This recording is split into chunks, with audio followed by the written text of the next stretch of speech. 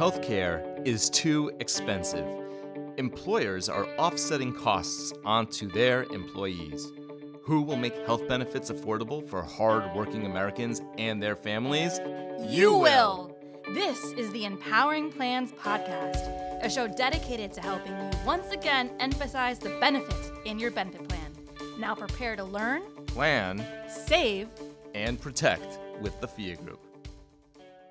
Hello, everyone, and welcome back to the next installment of the Empowering Plans Podcast. My name is Kendall Jackson, and I'm joined today by John Jablon. How are you doing today, John? I am great. How are you, Kendall? I'm doing good. Thank you. Awesome. Happy Monday. I know maybe not everybody is listening to this on a Monday, but happy Monday or happy any day of the week to everybody else. So we're going to talk about an interesting topic today, something that we had a client reach out about and ask a question about. So we've done a little bit of research on this and just want to catch everybody up to speed on this new federal guidance. So today we'll be talking about coverage of preventive services, specifically as it relates to contraceptive services and the new guidance that the federal government issued in FAQ Part 64. So John, do you want to start us off with, I guess, a brief background on the ACA provisions? Yeah, absolutely. So the key thing to remember from way back when, Section 2713 of the ACA, which requires health plans to cover preventive care coverage without imposing cost sharing, right? This has been a topic of huge debate for a number of plans. I mean, we're talking exemptions processes and administrative burdens. I mean, even TPAs getting involved in the administrative burden on this sometimes. It has been a huge topic, and there has been a lot of debate, a lot of frustration. But on the flip side, a lot of plans and individuals think that this is really just the way to go, right? I mean, there's a reason it was included in the ACA. Obviously, Congress thought it made sense. Since then, the regulators have given us a bit of guidance. Back in 2022, there was an FAQ that talked a little bit about this, but ultimately, in our opinion anyway, this is one of the provisions of the ACA that is relatively straightforward, right? I mean, obviously, they all need a little bit of guidance, especially when it involves such a sweeping mandate. But back in 22, we got some FAQs, and now we've got some new FAQs. And for me, the most interesting part of this new FAQ isn't the content. I mean, the content is interesting, and we'll get into that. But for me, the most interesting part is that this new guidance issued in January 2024, it gives two options. One option is, well, you can follow the guidance we already gave. Okay. The second option, though, is that you can use sort of a new technique in order to comply with that provision of the ACA. And that's what we'll get into today. But it's so interesting to me because usually guidance says, yeah, here's how you have to comply. But this guidance says, well, you can either do what we already told you, or you can do this other thing. And I think there have been some opinions in the industry that this maybe makes it a little bit easier to comply just by giving plans options. And that makes sense, right? I mean, whenever you have more than one option for how to comply with a given law, in theory, that's easier because you can choose to do it a slightly different way. And this new guidance, I think, does make it easier for plans. And again, we'll get into that. But it's important to keep in mind that whatever we say here, there is still a very, very important exceptions process that the Department of Labor is stressing. There always have to be exceptions processes for any contingencies because medical care is not always as cut and dry as we would all love it to be, right? As humans, as patients, it's not always quite so simple. So we'll get into the specifics of this FAQ. We'll talk a lot about what plans do and don't have to do. And we'll talk about what the new guidance says about how plans can comply with the new guidance. So, as for the scope, we're not just talking about pills or IUDs, right? We're talking about stuff that's less immediately obvious, like pregnancy tests prior to sterilization procedures, or the cost of switching a contraceptive if the original choice isn't suitable, if the patient can't use it anymore, right? There's allergies, or sometimes stuff goes off the market, etc.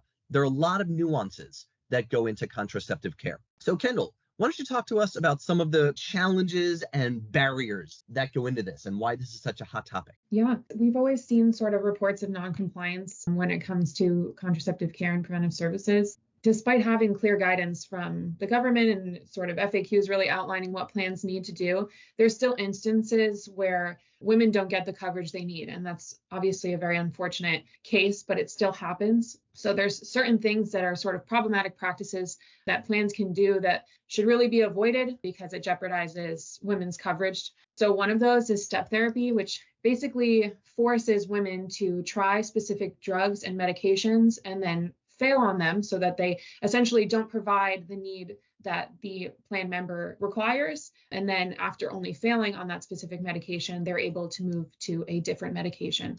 And so it's really just a method to control costs, but it can definitely leave the patient feeling stuck in a way. So the plan really sort of starts out with a less expensive drug, and then they only have to move to a more expensive drug once it's sort of proven that the patient isn't getting the care that they need and isn't getting the treatment that works for them, which obviously isn't the best thing because the patient is sort of getting a delayed treatment in the long run. They're having to sort of exhaust options before they move to the next stage of a treatment that's suitable for them. Yeah, thanks, Kendall. It's also interesting, right, because the Department of Labor has a lot of different focuses. I mean, obviously, we've gone through NQTLs in depth, probably more in depth than I care to admit, but it's such a hot topic. We've gone through the No Surprises Act, of course, and this FAQ and this mandate tends to be one that I would say it more directly affects individuals, right? I mean, obviously, FAQs regarding the No Surprises Act and the Mental Health Parity and Addiction Equity Act, those things certainly focus on consumers as well, but this is a little bit more direct, right?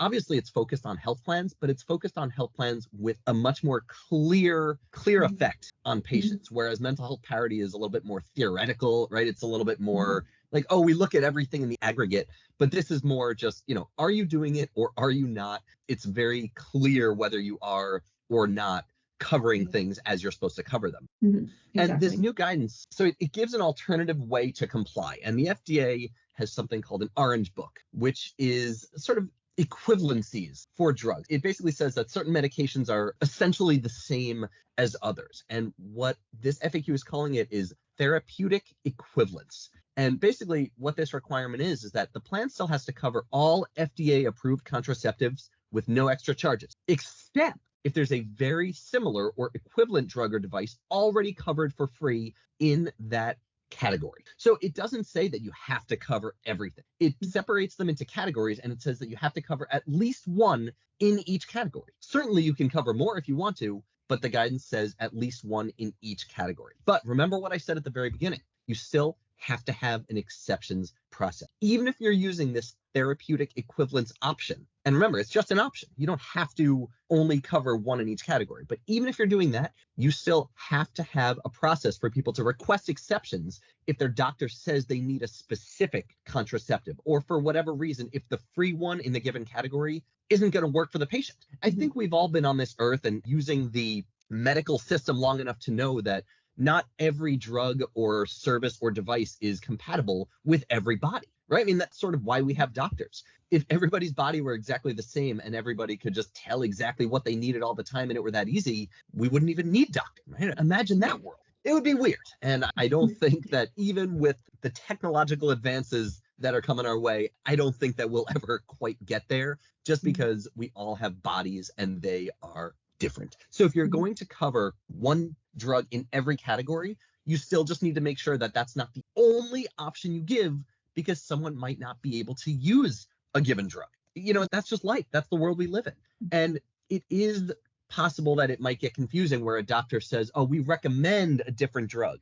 Well, recommending a different drug might not be quite the same as telling a patient that they shouldn't be taking that free drug in the category, so it might get a little complicated there in terms of what's actually necessary or what a doctor prefers or what a patient prefers, right? I mean, what if that free drug has a side effect that a particular patient experiences? How bad is the side effect? I mean, who's to judge? Who's to gauge whether that drug is really not usable for that patient, or if it's just one of those, like, well, yeah, everybody's facing this. That's just how this works deals. I don't know. I'm not a doctor, but this is going to be something that I think physicians and health plans, or at least medical managers, are going to have to figure out in the coming years, frankly. And it's going to be really interesting. And of course, if you have any questions on this, come to us if you need help. But again, this is all clinical stuff. So I don't know how much value we can really add with the specifics, but we can certainly help with stuff like plan language and figuring out how to comply.